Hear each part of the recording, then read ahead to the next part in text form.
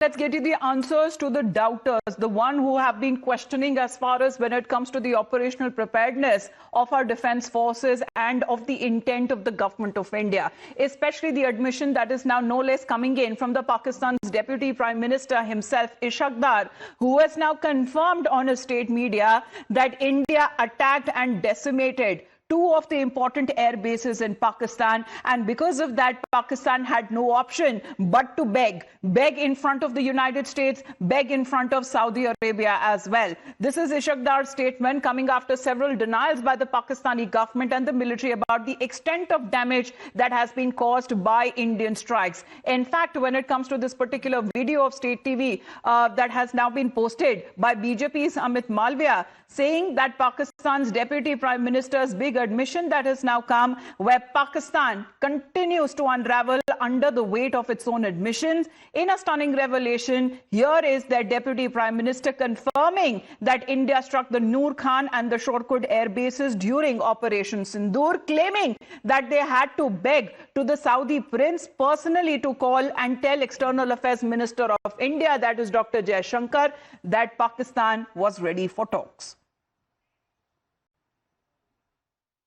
So rather, it was the badkismati of Pakistan itself, because it was caught napping. And that was one of those admissions that came in no less from the Pakistani Prime Minister Shehbaz Sharif himself. In the meantime, Wing Commander Praful Bakshi sir is connected with us right now. Well, Bakshi sir, the reactions that have been coming in, right from the Pakistani Prime Minister to their Deputy Prime Minister, admitting that yes, India hit them where it hurt them the most, and they had to beg in front of the United States and in front of the Saudi Arabia as well that they want talks with India and they want this conflict to stop. Absolutely right. The Prime Minister, as the Deputy Prime Minister, what he has said just now is absolutely correct. And he has admitted that the Nur Khan was attacked, and so was Shorkot was attacked. And not only that, he had made the appeal not only to America, but the Saudi Prince Faisal also rang him up and said that in case you want, I can speak to External Affairs Minister. And he spoke, and after 25 minutes replied to him that he has spoken. So it's a question, it's not India did not go begging to stop, it is basically Pakistan requirement, and which the Saudi also appreciated. So the matter lies there at the moment. So let us see how it proceeds. I hope that is what you are asking.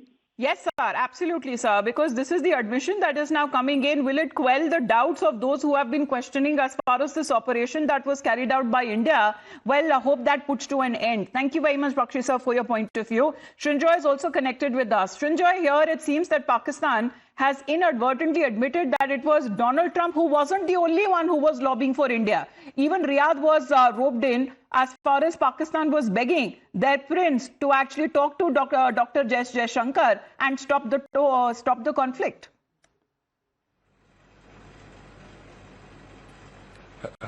It's very clear. And see, all these people are now talking about it. This is something India already knew a long time ago. I mean, as best example, I will give you two conversations that the Pakistani DGMO had with his Indian counterpart, and these were as follows. After the first attack on the 7th, that time the Indian DGMO called his counterpart, the Pakistani DGMO, and the statement was very clear, saying, look, we have only hit terror camps. And at which point the reply from the Pakistani DGMO was, the world will hear what we are going to about what we are going to do. Fine. 48 hours later or 72 hours later came another telephone call from the Pakistani DGMO to General Ghai, Lieutenant General Ghai, the Indian DGMO. And the point that was being made was, can we have a ceasefire? So from the world will hear what we will do to can we have a ceasefire? Is a serious come down? And that will tell you very clearly about all the damage that was not just done to Nur Khan, but a variety of other military positions in Pakistan. And why was this done? This was not done for fun. This was only done because India retaliated.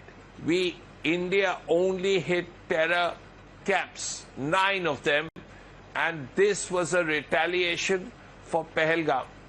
And when Pakistan broadened the near war Yes. and attacked Indian military positions, Yes.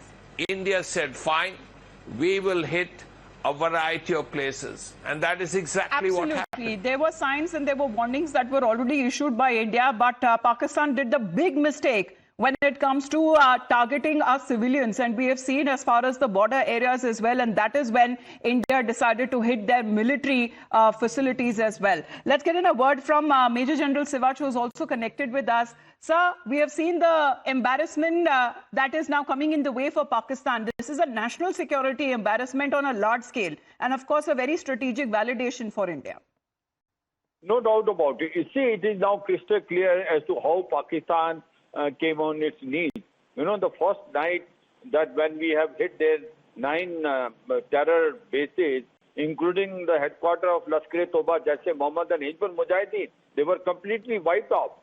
And we thought that this is what we want to do, but Pakistani then retaliated and fired at our military areas. And that's the time when we have to hit them hard on 9th and 10th, when their frontline 11 airfields were damaged beyond control.